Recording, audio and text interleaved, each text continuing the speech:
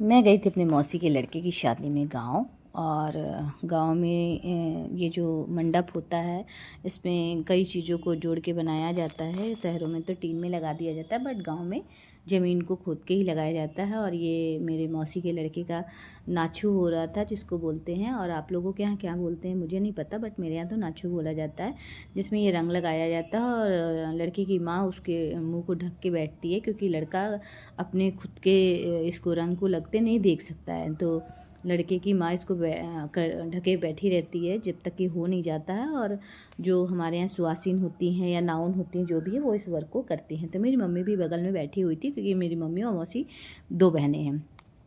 तो बैठ के सारे फंक्शन को देख रही थी, क्योंकि मेरी मम्मी नीचे नहीं बैठ सकती, उनके पैर में दर्द रहता है। तो लड़के की बुआ जो है ये सारे फंक्शन को कर रही थी, और बहुत अच्छे से वो रंग लगा रही थी। मेरी मौसी भी बैठी हुई थी, क्योंकि गर्मी बहुत थी। शादी 20 अप्रैल को हुई थी, तो गर्मी का तो मौसम था ही, और ये गर्मी का सीज़न ही होता है। और सभी लोग बैठ के देख रहे थे, क्योंकि उस वहाँ पे सभी लोग जो होता है लड़के के न्योछावर जो होती है, पैसे को घुमा के जो रखते हैं उस सूप में, तो वो फंक्शन हम भी कर रहे थे। और मेरी मम्मी भी वहाँ बैठी हुई थी, और मैं भी मम्मी के साथ वीडियोस बना रही थी, क्योंकि मेरी मम्मी को मैं भी अपने कैमरे में कैद करना चाहती थी।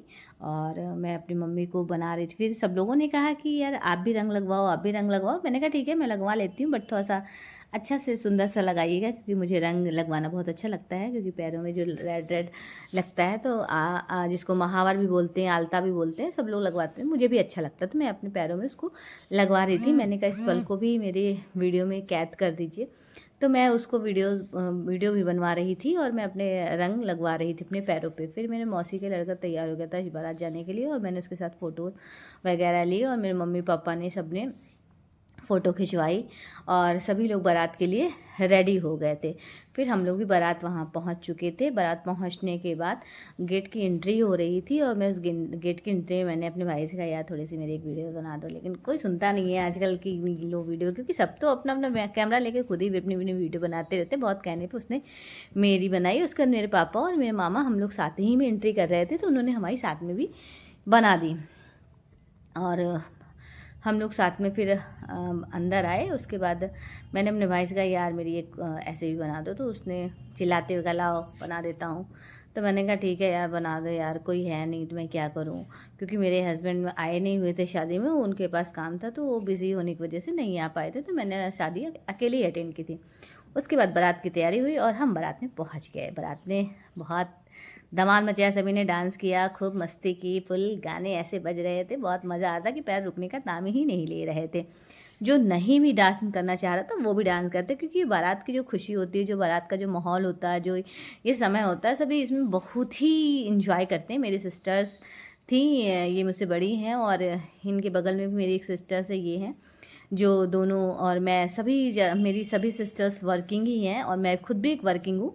तो हम लोगों के पास इतना समय नहीं रहता है, पर मैं कोई भी पल बहुत खुल के जीती हूँ, क्योंकि मुझे लगता है कि ज़िंदगी बहुत छोटी है, और इसको खुल के जियो। क्योंकि मैं किसी बात को या किसी चीज़ को माइंड नहीं करती, कौन क्या बोलता है, कौन क्या सोचता है, कौन क्या कर, मुझे इससे कोई लेना देना नहीं रहता है।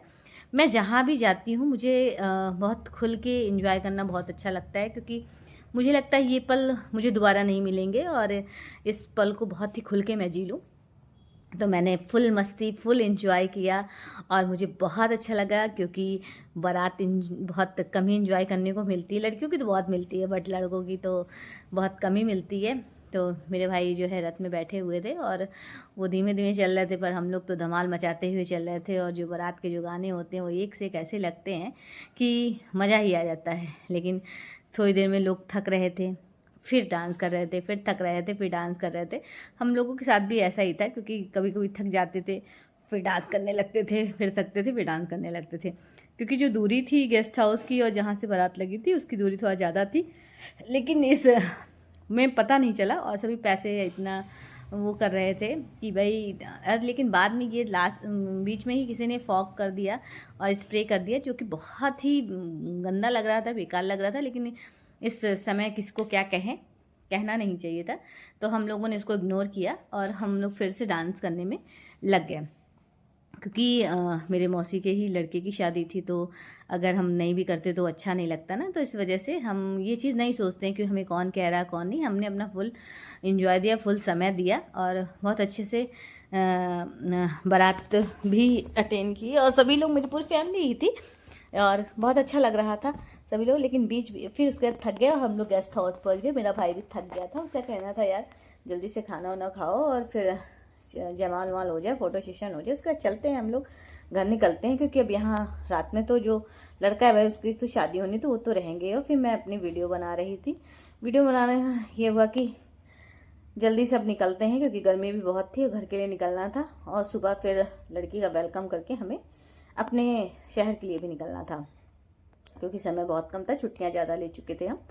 तो उसके बाद फिर हम लोग रेडी हो गए क्योंकि बारात पूरा लड़के का द्वार चार नेक जो भी होता था वो हो चुका था, क्योंकि लड़के की भी जयमाल हो चुका था और लड़का भी अब फ़ोटो सेशन कैमरामैन उसका स्टार्ट कर चुका था, तो लड़के की भी फ़ोटो स्टार्ट हो चुकी थी और वो भी चालू हो गया था। उसके बाद लड़की का सुबह वेलकम हुआ और वो लोग बैठे थे। मैंने कहा यार ये चीज़ मुझको भी करनी है क्योंकि मुझे बहुत अच्छा लगता है। तो मैंने अपने मौसी से लड़की से कहा कि ये चीज़ मुझे करनी नहीं आती है, तो तुम लोग ऐसा करना, मुझको बता देना कैसे क्या करना है, मैं इस चीज़ को करूँगी। तो मैं उसको कर रही थी और सब मुझे बता रहे थे इसको ऐसे करो ऐसे करो, तो मुझे बहुत अच्छा लग रहा था। लेकिन ये पल इतनी जल्दी ख़त्म हो गया कि मुझे समझ ही में नहीं आया, मुझे सीखने में ही समय चला गया और मैं जान ही नहीं पाई कि ये कैसे कब क्या हो गया। तो मैं उसके बाद मौसी के बहू की एंट्री होनी थी, तो मैंने उस पल को कैद किया और मेरे भाई ने जो दौरी होती है उसको गिराया, जो चावल से भरा होता है, उसके बाद लड़की उसको पूरा गिराती, तो लड़की ने उसको पूरा गिराया। इसके बाद जैसे ही अंदर आते हैं तो कहते हैं ना दरवाज़ा छेकाई होती है, तो बहनों ने दरवाज़ा छेक रखा था, यानी मेरी मौसी की लड़कियों ने, और ये उनका हक बनता था क्योंकि शादी जो होती है वो डेली डेली नहीं होती है। तो उन्होंने भी जम के कहा कि नहीं भाई हम तो ऐसे नहीं जाने देंगे, हमें तो हमारा नेक चाहिए। लेकिन मेरे भाई भी दिलदार कम नहीं थे, उन्होंने भी दिल खोल के दिया और कहा कि ठीक है। और मेरी बहनें भी काफ़ी खुश हुई उन्होंने नेक देख के, क्योंकि ये हक होता है उनका मांगने का भाई, और भाइयों को भी देने का हक रहता है कि नहीं उनको देना बनता है। उसके बाद देने के बाद एंट्री हुई और ये होता बाती मिलवाई, जो सभी के यहाँ होता है, आपके यहाँ होता है कि नहीं होता मैं नहीं जानती, बट मेरे यहाँ तो होता है। और मुझे ये पल अपने याद आ रहे थे कि हमने भी कितने किए थे ये कितने समय पहले, और कितना ये मोमेंट जो होता है कैसा होता है, बहुत अच्छा होता है। एक अलग ही फीलिंग्स होती है, हम एक नए घर में जाते हैं, नए लोगों से मिलते हैं और वहाँ पे सब अपने हो जाते हैं कुछ समय के बाद। फिर हम घर के लिए रेडी हो गए थे, हमें जाना था घर, उसी के साथ हम हुए रेडी और हम निकल गए थे अपने घर के लिए, क्योंकि नेक्स्ट डे मुझे अपनी सर्विस ज्वाइन करनी थी क्योंकि मैंने छुट्टी ले रखी थी, तो मिलेंगे हम नेक्स्ट ब्लॉग में। और मुझे अपना सपोर्ट प्यार देते रहेगा, ऐसे ही मैं कहीं भी जाऊँगी तो वीडियोस बनाती रहूँगी और आप तक भेजती रहूँगी। तो प्लीज़ सपोर्ट मी, मेरे चैनल सब्सक्राइब